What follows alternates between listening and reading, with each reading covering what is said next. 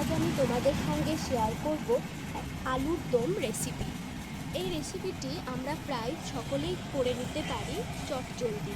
তো যেহেতু আমি বাইরে একা থাকি, তো আমি আজকে যে পরিমাণটা করব সেটা হচ্ছে একজনের মতো। হ্যাঁ, এখানে আমি একজনের মতোই পরিমাণ নিয়েছি। এখানে এই আলুর দম রেসিপির জন্য যে যে জিনিসগুলো লাগবে, এখানে 5টা আলু নিয়েছি। যেহেতু এটা আমি আমার একার জন্য করছি, এই জন্য 5টি আলু এখানে আমি নিয়েছি। আর যেগুলো নিয়েছি সেগুলো হচ্ছে, এখানে 2টো টমেটো নিয়েছি, 4টে পেঁয়াজ, তারপরে নিয়েছি 1 ক রসুন, কিছুটা আদা। রসুনটা অবশ্য আমি সবটা দিইনি, কিছুটা পরিমাণ দিয়েছিলাম। আর নিয়েছি 4টে লঙ্কা। এবং এরপর আমি আলুগুলোকে কিছুটা কুচিয়ে নিয়েছি। আলুগুলোকে কুচিয়ে নেওয়ার পর জলে রেখেছি। তারপর পেঁয়াজটাকে কুচিয়ে নিয়েছি, টমেটোকে কুচিয়ে নিয়েছি, এবং তারপরে আদা রসুনটাকে আমি গ্রেটারে করে ওটাকে গ্রেট করে নিয়েছি। তারপরে আমি লঙ্কাগুলোকে কুচিয়ে নিয়েছি।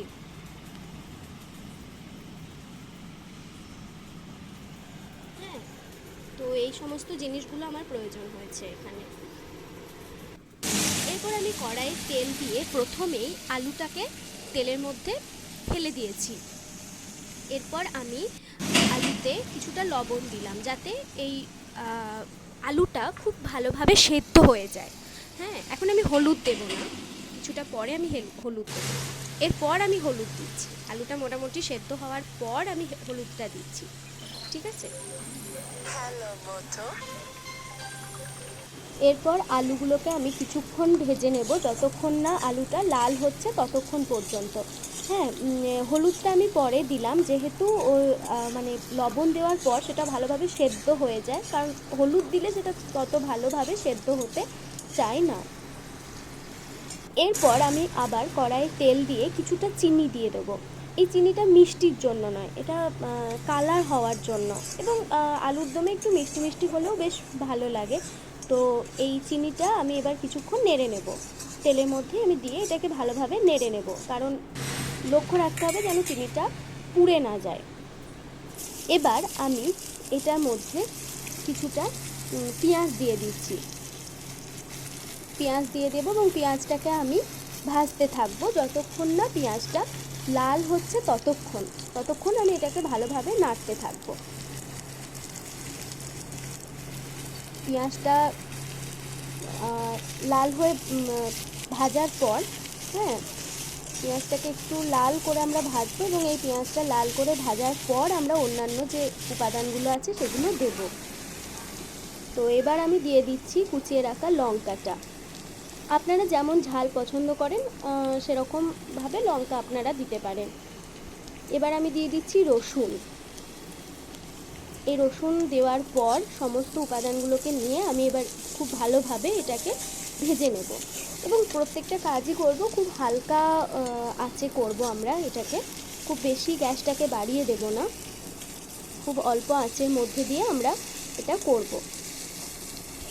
তো আপনারা দেখতে পাচ্ছেন যে এখানে আমি ভালোভাবে এগুলোকে ভেজে নিচ্ছি। এরপর আমি দেব টমেটো। আমার কুচিয়ে রাখা যে টমেটো ছিল, সেই টমেটো এবার আমি এর মধ্যে দিয়ে দেব। টমেটো দিলে প্রত্যেকটা রান্নাতে দেখবেন একটু টকটক বেশ ভাব আসে, এবং এটা খেতেও বেশ খুব ভালো লাগে, এবং তার সঙ্গে রঙটাও খুব ভালো হয়। তো পেঁয়াজ, রসুন, টমেটো, লঙ্কা, এই প্রত্যেকটা জিনিসকে আমি খুব ভালোভাবে এবার নেড়ে নেব। হালকা লবণ দিয়ে দিচ্ছি যাতে এগুলো সেদ্ধ হয় খুব ভালোভাবে। এরপর আমি এই সানরাইজের লাল মরিচ যেটা একটু দিয়ে দিলাম।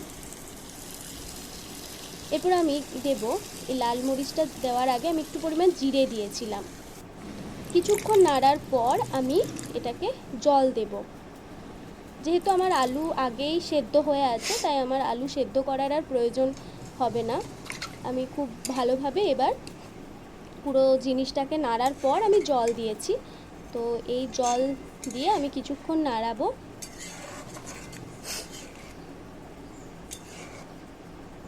এবং লাস্ট আমরা যেটা দেখতে পাচ্ছি, আমার ঝোল ফুটে গেছে।